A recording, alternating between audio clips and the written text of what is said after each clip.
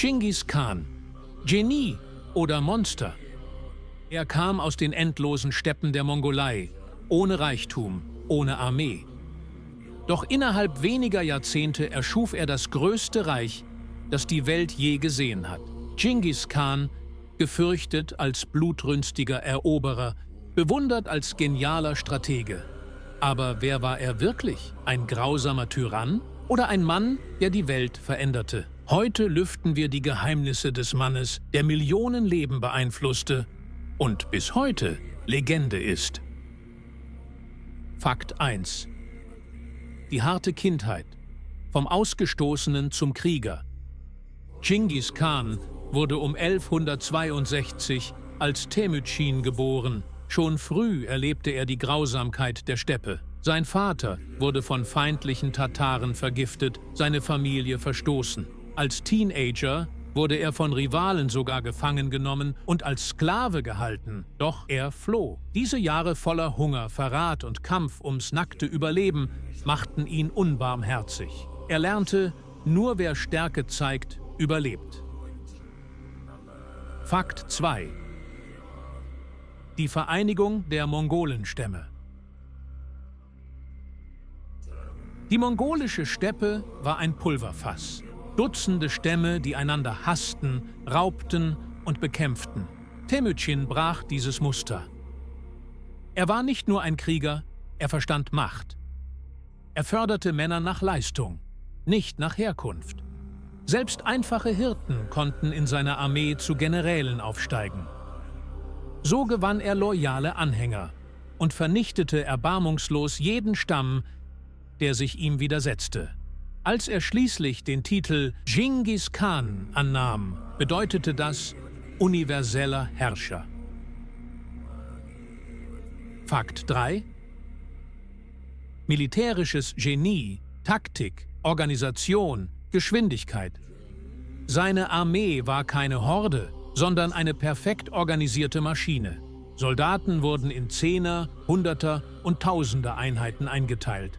Kommunikation erfolgte über Fahnen, Trommeln und Botenreiter. Die Mongolen setzten systematisch Spione ein, täuschten Rückzüge vor und lockten Gegner in Fallen. Und das Wichtigste: jeder Reiter hatte mehrere Pferde, die ständig gewechselt wurden. So konnte das Heer am Tag hunderte Kilometer zurücklegen. Kein Gegner war darauf vorbereitet. Für viele wirkte es, als tauchten die Mongolen aus dem Nichts auf. Fakt 4. Zerstörung und Terror. Städte im Flammenmeer. Doch diese Erfolge hatten einen dunklen Preis.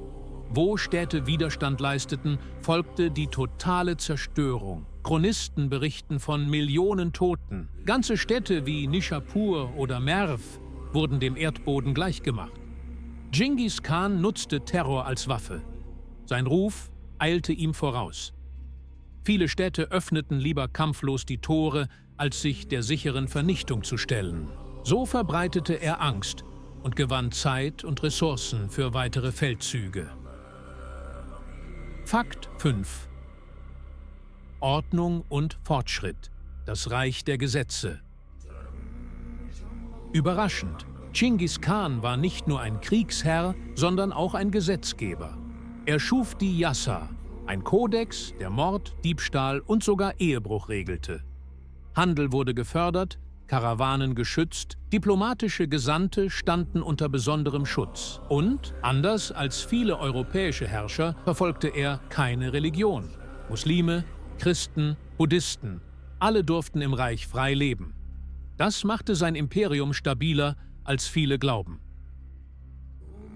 Fakt 6. Globaler Einfluss. Wegbereiter der Globalisierung. Mit seinen Eroberungen verband er Ost und West wie nie zuvor. Die berühmte Seidenstraße wurde unter seiner Herrschaft sicherer, als sie je war. Waren, Technologien und Ideen konnten schneller reisen. Papiergeld aus China, Medizin aus Persien, Wissen aus Indien. Manche Historiker sagen sogar, ohne das Mongolenreich hätte Europa die Renaissance viel später erlebt. Dschingis Khan war also nicht nur ein Zerstörer, sondern auch ein Motor, der weltweiten Vernetzung. Fakt 7. Geheimnisvoller Tod. 1227, mitten im Krieg gegen die westlichen Xia, starb Dschingis Khan plötzlich. Wie er starb, ist bis heute ein Rätsel. Manche sagen, er stürzte vom Pferd. Andere, er sei bei einem Attentat durch eine Prinzessin getötet worden. Sein Grab bis heute unentdeckt. Legenden erzählen, dass seine Soldaten alle Zeugen der Bestattung töteten, damit niemand den Ort verrät. Vielleicht liegt er irgendwo in der mongolischen Steppe, in einem unmarkierten Grab. Ein Geheimnis, das die Welt bis heute fasziniert. Fakt 8. Das Erbe, Blutlinie und Nachfahren. Dschingis Khan starb, doch seine Geschichte endete nicht.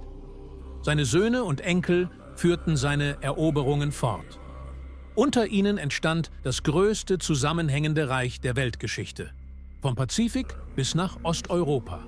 Und sein Erbe reicht noch viel weiter. Genetische Studien deuten darauf hin, dass rund 16 Millionen Menschen heute direkte Nachfahren von Dschingis Khan sein könnten. Ein Mann, dessen Einfluss bis in unsere Zeit reicht. Nicht nur in der Geschichte, sondern auch im Blut der Menschheit. Fakt 9. Die Legende vom Eroberer zum Nationalhelden. Nach seinem Tod wurde Dschingis Khan nicht einfach vergessen. Im Gegenteil. In der Mongolei gilt er bis heute als Vater der Nation, als Symbol von Stärke und Einheit. Sein Name prangt auf Straßen, Statuen, sogar auf Wodkaflaschen.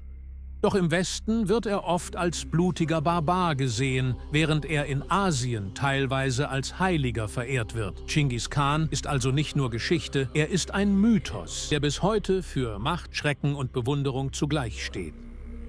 Dschingis Khan war kein einfacher Held und kein reines Monster. Er war beides. Ein Mann, der Millionen tötete, aber auch Millionen verbannt. Sein Reich prägte die Welt und seine Legende lebt bis heute. Faszinierend, oder? Wenn dir das Video gefallen hat, abonniere den Kanal und schreib mir in die Kommentare, soll ich als nächstes das Dasein des Julius Caesar, das Leben von Kleopatra oder den Aufstieg Napoleons beleuchten?